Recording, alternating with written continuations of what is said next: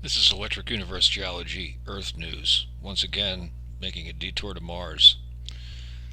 This crater, the name of which intimidates me, I'll have it written at the bottom and I'll have the name of this YouTube video, will be the name of the crater. You can pronounce it for yourself. I've been spending a lot of time looking at it, and it's just creating more questions than answers. As I said in the comments section below, the inside of the crater would be leeward, and it's a cliff, especially at the very top. You can see that in different images. The outside of the crater would be windward and something of a water ski ramp. Although it's starting to look more and more like this might be ejecta to me, to some degree, with the other factors involved, with material being swirled in. But then it seems like it might have been covered up by this material that was removed from the center of the crater, possibly. This is becoming my A position. But there's a lot of other interesting little details. These areas up here look like ejecta, look like they're flowing outwards. I was looking for swirl. I was thinking it might be counterclockwise, but I don't think so now. And you have these rills, and they're really interesting. It looks like what happened here was coming in this direction and entered here. The crater was created and it exited here. The reason I say that is, I'll zoom in. This side of the crater seems to be filled in to a degree. The other side of the crater seems to be cleaned out more, as if it was exiting and taking away something that was already laid down, where it was the opposite on the other side.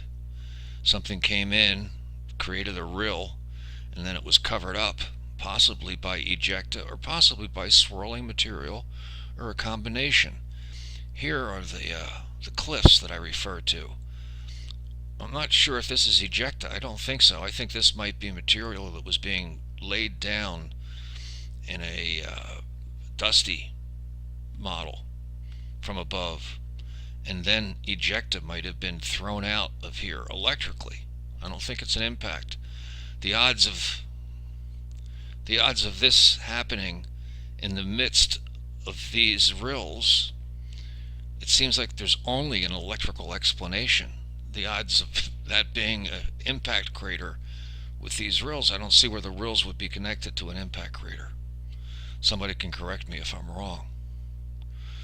The other thing I wanted to mention is that Billy Yelverton, when he releases material from above while there's an electromagnetic event going on, creates rills like this, not by excavating them, but by the material that's being laid down it avoids certain places because of the electromagnetic process that's taking place. So the canyons aren't excavated, they're prevented electromagnetically. So that could be part of this process. This might be taking place while dust is coming down, while these are being prevented the way Billy does. I'll have a link to the Valles Marineris video, and I'll also have a link to the experiment that Billy did while Ben Davidson was visiting. And you can see where there's prevention of deposition electromagnetically. That could be a factor here. The other thing that I pointed out in the comments section is there's an incredible number of craters here.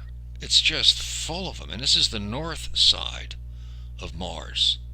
The south side of Mars has the really big, densely packed craters, although this is nothing to sneeze at.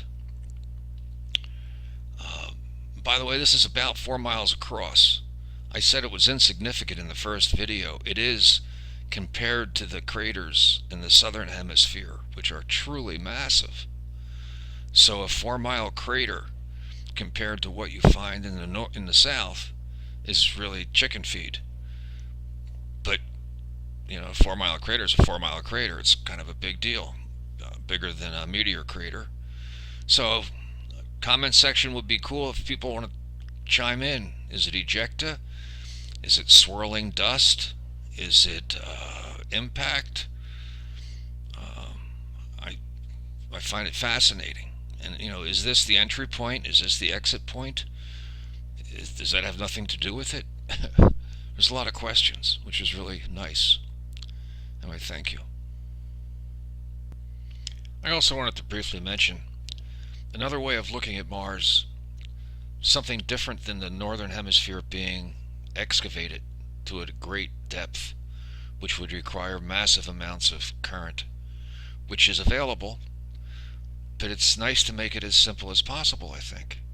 So another option, not to say this is the only one, is that even though the northern hemisphere, which we're looking at, which again has insane numbers of craters,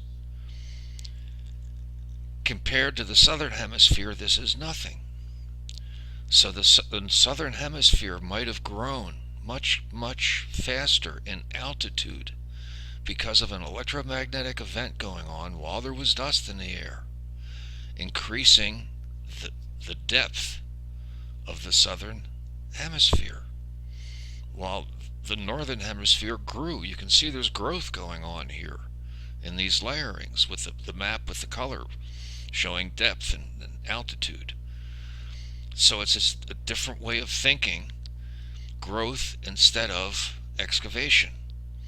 One seems less demanding, although again it's A, B, C, D proposition, but just another way of looking at it. Thank you again.